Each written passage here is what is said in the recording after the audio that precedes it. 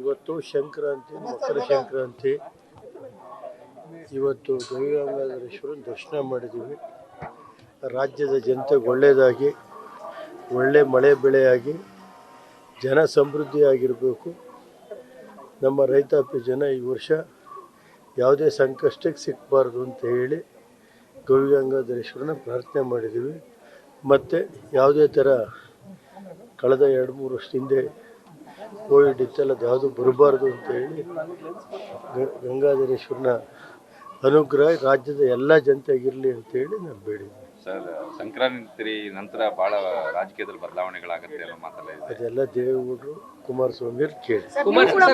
ನಿಮಗೆಲ್ಲ ನಿಮಗೆಲ್ಲ ನಮ್ಮ ಮಾಧ್ಯಮ ಮಿತ್ರರಿಗೂ Sankranti, electronic media, print media ಮಾಧ್ಯಮದವರೆಗೂ ಸಂಕ್ರಾಂತಿ ಒಳ್ಳೆಯದಾಗಲಿ. ಮಂಡ್ಯ ವಿಚಾರವಾಗಿ ಕುಮಾರಸ್ವಾಮಿ ಅವರು ಸ್ಪರ್ಧೆ ಮಾಡಬೇಕು ಅನ್ನೋದು ದೊಡ್ಡ ಮಟ್ಟದಲ್ಲಿ ಚರ್ಚೆ ಆಗ್ತಾ ಇದೆ. ಅದೆಲ್ಲ ದೇವೇಗೌಡರು, ಕುಮಾರಸ್ವಾಮಿಗೆ ಗೊತ್ತಿದೆ. ಸರ್, ಯಾವಾಗ ದೆಹಲಿಗೆ ಹೋಗೋದು, ಸೀಟ್ ಹಂಚಿಕೆ ಅದೆಲ್ಲ ಗೊತ್ತಿಲ್ಲ, ಅದೆಲ್ಲ ಬನ್ನಿ. ಸರ್, ನೀವು ಕೂಡ ಮಾತನಾಡಿದ್ರಿ ಸರ್, ಏನಿದೆ ಸಂಕ್ರಾಂತಿಯ ನಂತರ ರಾಜ್ಯ ರಾಜಕಾರಣದಲ್ಲಿ ಬಹಳಷ್ಟು ಬದಲಾವಣೆ ಆಗಿದೆ ಅಂತ. ನಾನೆಲ್ಲೂ ಮಾತಾಡಿಲ್ಲ. ತಾವೇನಾದ್ರು ಈಗ ತಾಯಿ ಗಂಗಾಧರೇಶ್ವರ ನಿಮ್ಮ ಕೈಲಿ ಏನಾದ್ರು ಹೇಳಿಸ್ತಾರೆ. ಕುಟುಂಬಕ್ಕೆ ಪ್ರಿಂಟ್ ಮೀಡಿಯಾ, ಎಲೆಕ್ಟ್ರಾನಿಕ್ ಮೀಡಿಯಾ ಎಲ್ಲ ಕುಟುಂಬಕ್ಕೆ ದೇವರು ಈ ವರ್ಷ 24 ಚೆನ್ನಾಗಿ ಇಟ್ಟಿರಲಿ, ಒಳ್ಳೊಳ್ಳೆ ನ್ಯೂಸ್ ಕೊಡಿದ್ದೀವಿ. ನ್ಯೂಸ್ ಫಸ್ಟ್, ನಿರ್ಭೀತಿಯಿಂದ ನಿಮ್ಮ ಪರವಾಗಿ.